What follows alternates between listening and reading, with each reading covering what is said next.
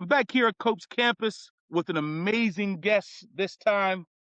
One of the guys I can actually call a friend. I've known him for a while. He has this important book out called Sacred Grounds. It looks amazing. Coming from South Philadelphia, my man, Robby Incmikoski. How are you doing today? Terrence, I'm honored to be able to do this, my friend. Thank you for having me on your show.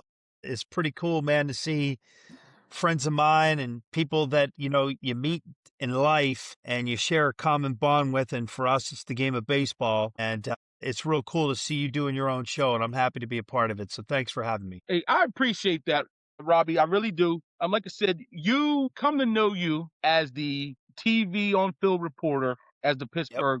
at the Pittsburgh Pirates. But Yep. before that, you had a stint in Minnesota, and then you had a stint with the Rangers after that.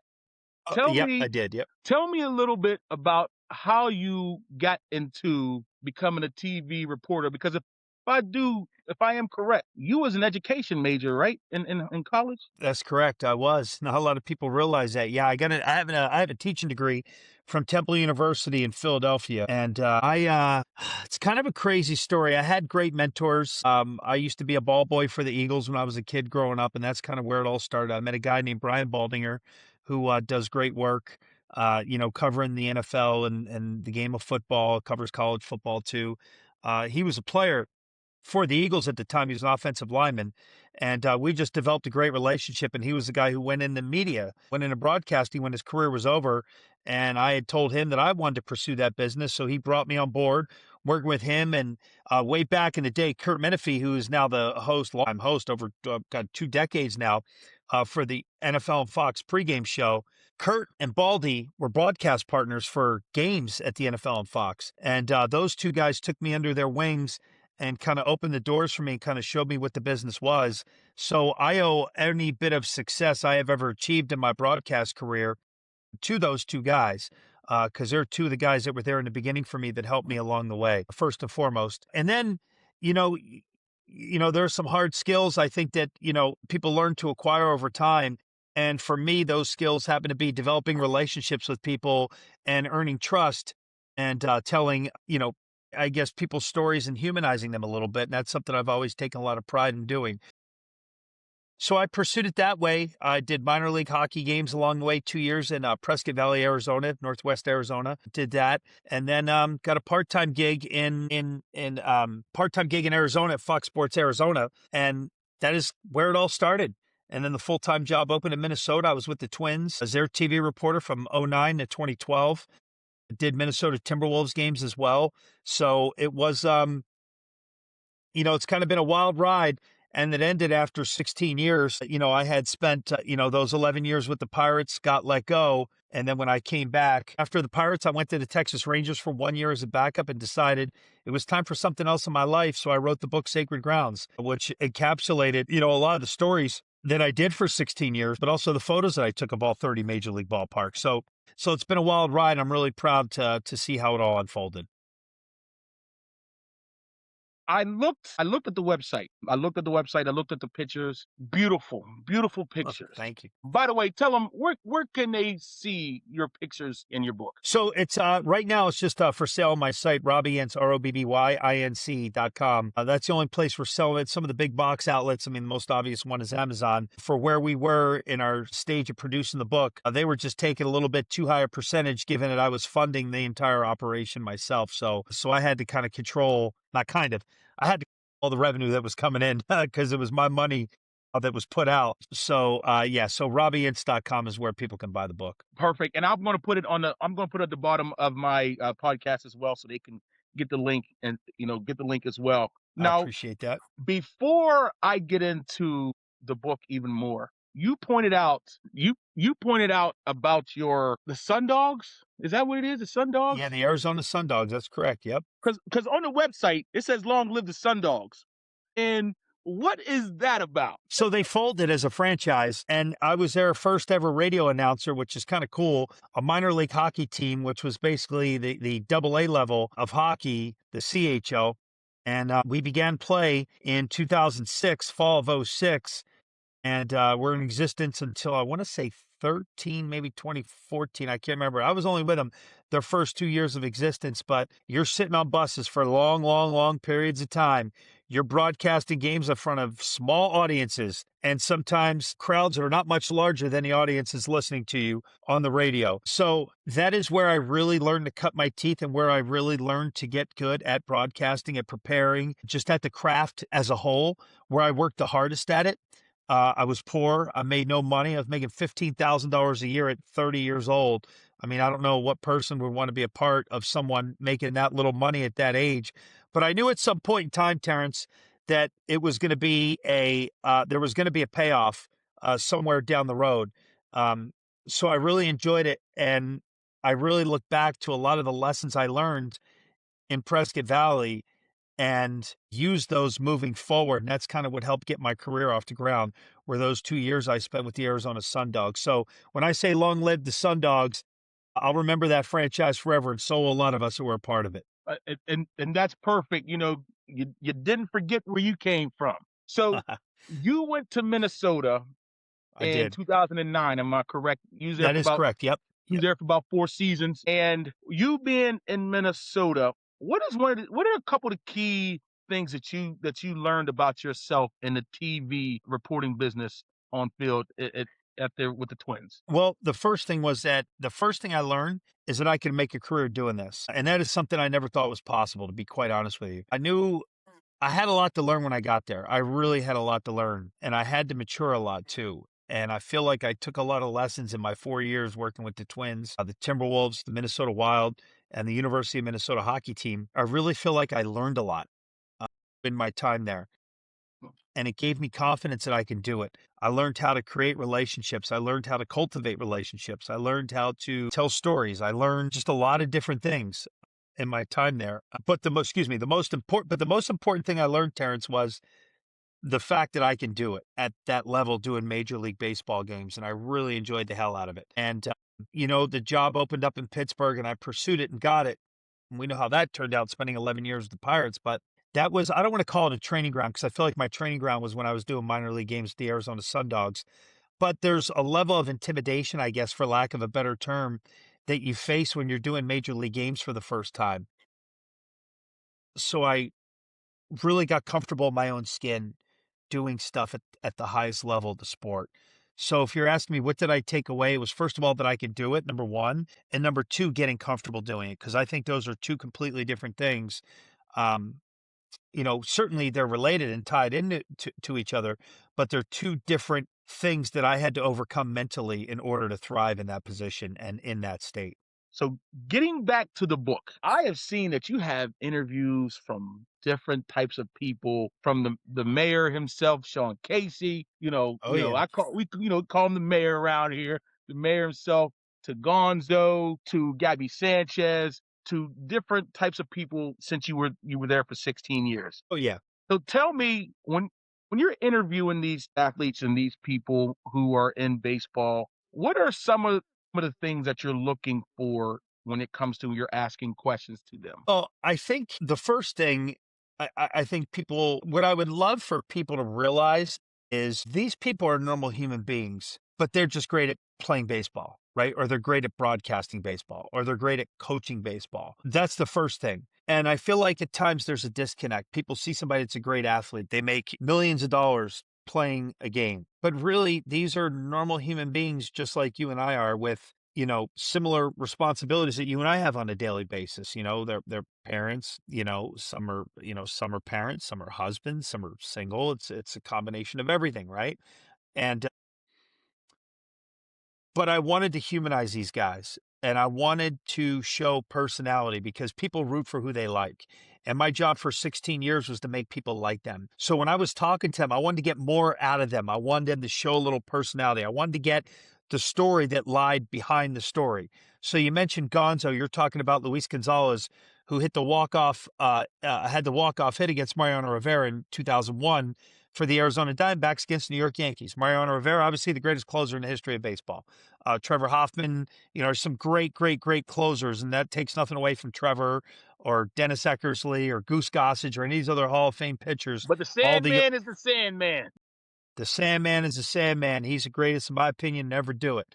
Yeah. And for Luis Gonzalez to get that hit in that situation in Game 7, bottom of the ninth, how many of us grew up dreaming of being in that scenario? He was Dreaming. in it in real life, you Mhm. know. And I I want to say remember it where was. I was at. I remember where I was a senior in high school. I remember where I was at watching that game, that at bat.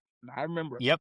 I want to say it was Tony Batista, guy who was hit by a pitch in front of him. Could, history Mhm. may have seen a different course if it was Tony Batista. I think it was Yeah. Batista. Whoever it was got the hit in front of him, right? Yeah, Mhm. Craig Counsell was Yep. on third base. Craig Counsell. So, Yep. yep. So when you look, at the situation, obviously it played out how it played out. But the bigger picture here is that the Arizona Diamondbacks were in just their fourth year of existence, Yes. right? When that Yes. happened. Yes. So, excuse me, one can argue that the culture of baseball changed in the state of Arizona with one swing of the bat. One swing Think of of the how bat. many kids, how many Mhm. adults, how many people that kind of were lukewarm to baseball started to like and love baseball because the Arizona Diamondbacks were World Series champions. Yeah. So I wanted to talk to him about that, changing the culture with one swing of the bat, Yeah. and that is what we saw. And Yeah. Gonzo is still an ambassador. He's a senior advisor on the baseball side of things for the Diamondbacks, for the ownership group. And he makes appearances. He signs autographs. He takes pictures. He does interviews. He's just an incredible human being and a great guy. Go ask anybody that works with him, anybody that worked in the clubhouse when he played there. Nobody's going to have a bad word to say about the guy. And I kind of wanted to shine a light on that. So, yeah, he's a World Series hero and a guy that probably has more money than he could ever spend in the rest of his life. But at the same time, there's a lady, Denise Thomas, in Cincinnati, Ohio, who is the press dining server at the Great American Ballpark where the Reds play. I wanted to shine a light on her as well and people to get to know her story. So in my job, you get to know people all around the game of baseball, and fans don't really know what goes on behind the scenes, and that's where this book came in, and that's how Sacred Grounds came to be what it is, Terrence. And I thank you for saying that. And you said how it came to be. Now, I have heard the story because I did my homework. I have heard the story I know on where you're going with this, and I'm happy to tell it. on how it came to be. But can you tell everybody else how Sacred Grounds came to be? So, all right. So you're talking about how the book was named, correct? Make sure we're on the same Yes. page here. All right. Yes. So I was writing the book. It was September in 2024. I get a text message from a guy named Paul Hogan, who is my co-host on my brand new podcast, Sacred Grounds with Robby and Uncle Paulie. He's a retired firefighter, 23 years as a fireman, got 2 daughters in college. And he's a guy that loves baseball, wants to see all 30 ballparks like millions of other baseball fans want to do. Yep. So he sends a text message to me and my buddy Harrison Spike. Harrison Spike is a friend of ours. And he doesn't work in baseball, and he's not the biggest baseball fan, but he's just a good guy and a good friend of ours. Mhm. And he says, hey, Paul Skeens is pitching at Wrigley tomorrow night. Do you want to go to Mario's and watch the game? And then our friend Jimmy, who owns the place, was bartending. Because Tuesday's just a slow night in the Yeah. south side of Pittsburgh. I said, sure, why not? I got nothing going on. Let's go watch Skeens. So we hang out, have a grape bomb, another grape bomb, another, whatever. See where this is going. I So we're do. sitting at the bar, and there's 4 of us in there. It's me, Hogan, Harrison, and Jimmy. And a couple people had strolled in and out, like had a Mhm. drink and left, but we were the only real Yeah. ones in there all night Yeah. that night. So it's somewhere around 1:30. I don't have the exact time, but it was around like 1 a.m., 1:30. And we had had a couple drinks, and he turns to me, like one eye half open. He's like, hey, man, I got the idea. I got a name for your book. I go, dude, no, not really. He goes, no. So he grabs a pen and he grabs a bar napkin out of the caddy and he writes Sacred Grounds with Robby Incmikoski featuring Paul Hogan, or Sacred Grounds with Paul Hogan featuring Robby Incmikoski, right? Is what he says. And I'm like, you're a friggin' idiot, man. Like, you just are. I sit for a second. I'm like, actually, that's actually not bad. So I had a meeting with my team the next day. And I said, you guys might think this is crazy, but Hogan and I were out last night watching the Pirates game. Pirates win 5-0. Skeens goes 5 innings, 5 shutout innings. He didn't have like a dominant Skeens game, but he threw 5 shutout innings. They won, right? Well, I said, you guys might think I'm out of my mind, but here's what I got. And I pitched it to him like, kind of like that. What ended up happening? Sacred Grounds is the name of my book. So we were not sober when my book was named, and here it is. And now I have a book and a podcast with that name that resulted on a night ripping grape bombs and watching Paul Skeens pitch at Wrigley Field. Crazy. But here's the thing, Terrence. It's organic, it's authentic, and that's how it happened. There's no Yeah, other way to tell the story because that's the truth of what happened. It was September 3rd, 2024, Tuesday night at Mario's. that's how legends are made. And mistakes. Do you have a copy of the book with you? Yeah. With a That's all copy of right. the book right here. All right. That's it, man. Before I let you go, like you said, every baseball kid's dream is to see all 30 baseball parks, all 30, go to different, go to the different areas, different cities. I'm not going to ask you your favorite parks because I kind of, probably the ones that you were familiar with. But can you tell me about two or parks or a couple parks that you were impressed with when you first saw them? That may not be Okay, your I will. favorite, but you were impressed. I will. But just to clarify, so I gave Mario's a whole page in my book, and this There is it a is. picture. There So it is. this was Yep. not taken that night, but we recreated it. And that's a reprint of the actual napkin that's on there and the short version of the story of how it happened. So they got an entire page in my book, Mario's did. And that's Hey, let's me, shout out Paul in Mario's the in the middle. South Side. Spent many Yep. a And then days that's there myself. Harrison with the beautiful hair, and that's Jimmy behind us bartending right there. So Amazing. I'm honored to have Mario's, and there it is. It's kind of crazy to think about at times. All right, so your question was a couple ballparks that impressed me. So all right, so by the way, thank you for asking a good slant on a question that I get asked every time, and I never get tired Yeah. of answering it. Just so you know, Yeah.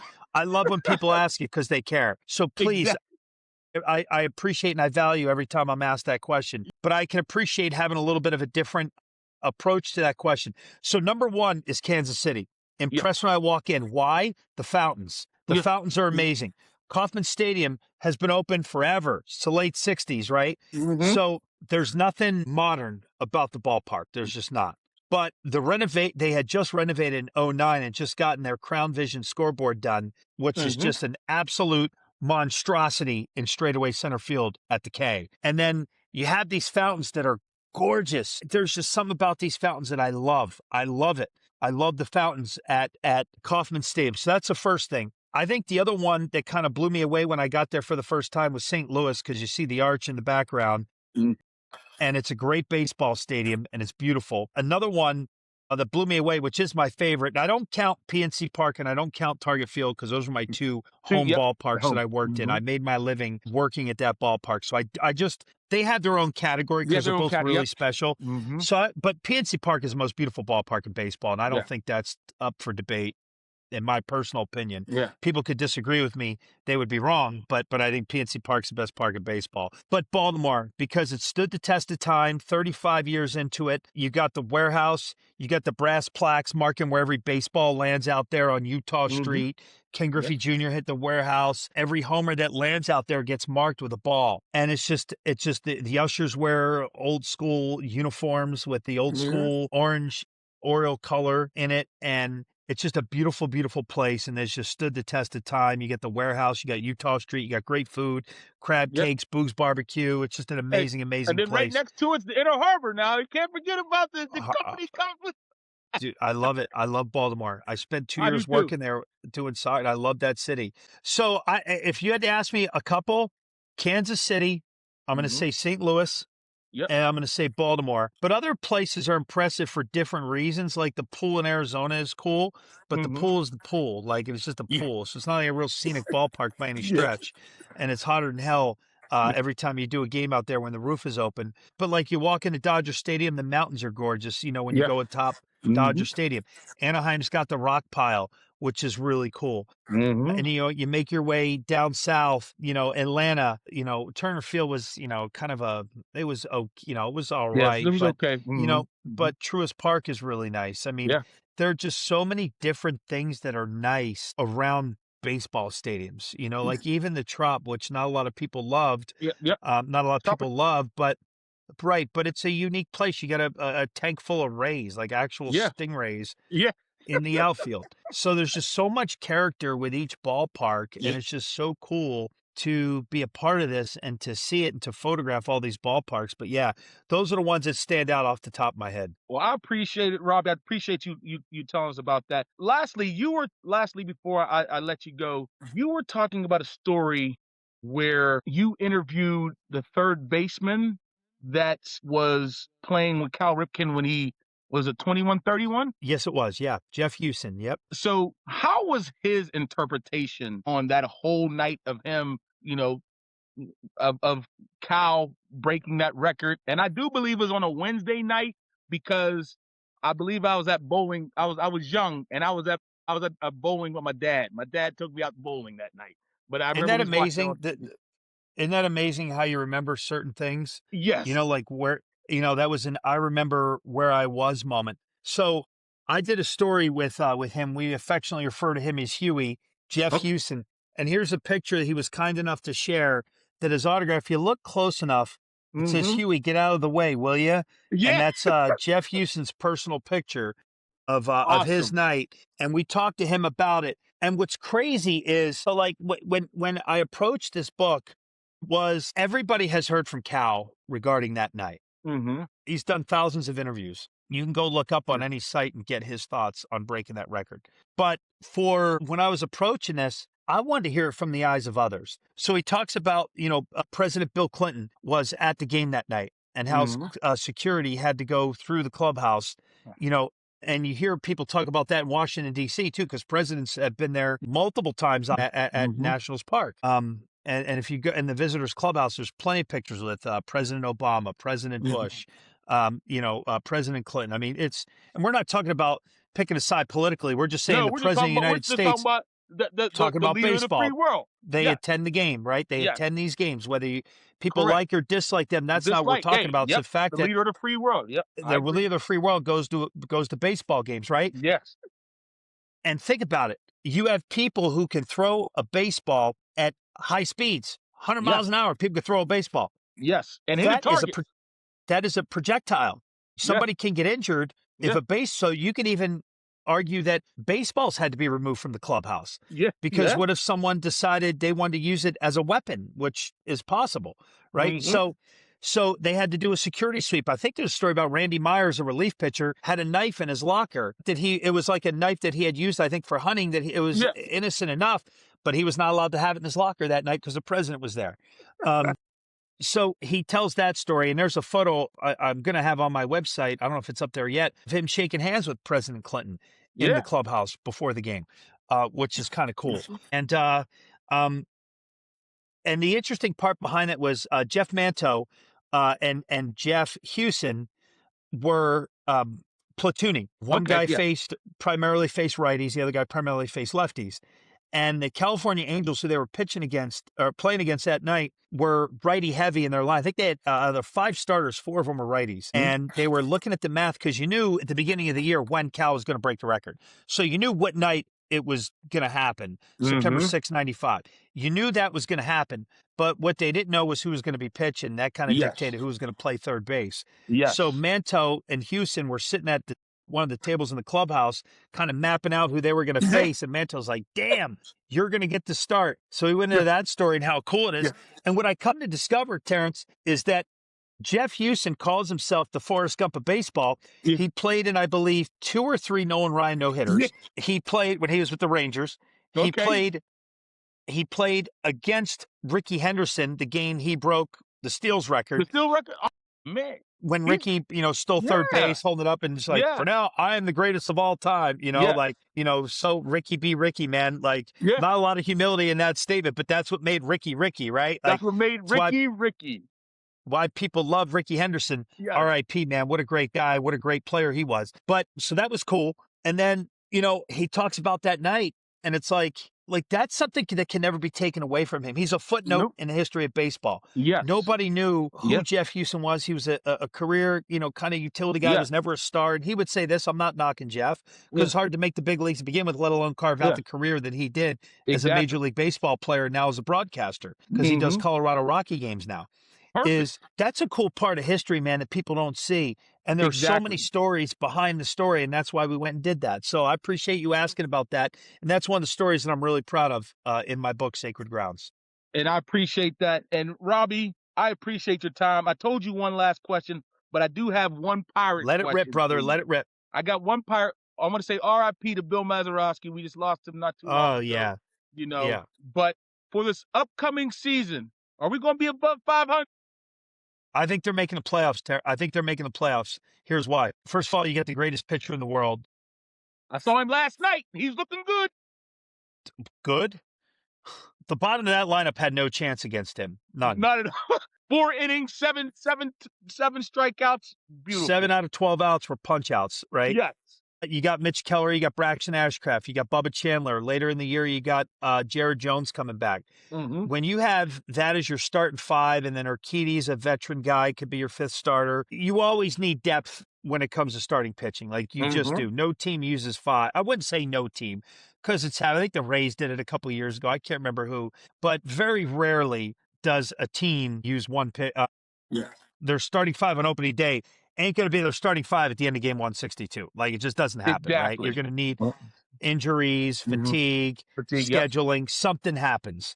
Double headers, all that stuff, right? So it happens. Weather delays, all that stuff wreaks havoc, postponements, all that comes into play throughout the course of a season. And then they added a couple bats, man. I don't know that you don't need Aaron Judge in this lineup. Spencer Horwitz is a legit first baseman. Ryan O'Hearn can go yard. Brandon Lau's a good hitter. Jake Mangum's a good role guy. If O'Neal Cruz can tweak a couple things, be a little bit better on the mental side. And I love O'Neal Cruz, man. He is a great kid. His talent is undeniable, but sometimes his head is up his ass, and I wish he would pull it out from time to time, just in terms of hustling, because when that man is on, because he has the tools. Who knows He has the what the tools. Pirates can do. Now you got a 7-year veteran. Brian, he made his debut in 19. So what's it now? 8th year in the league for Brian Reynolds. Has been in here a while. So yep, I got his bobblehead. You got they have a good bullpen. They have depth in the bullpen. Gregory Soto's a legitimate back end reliever.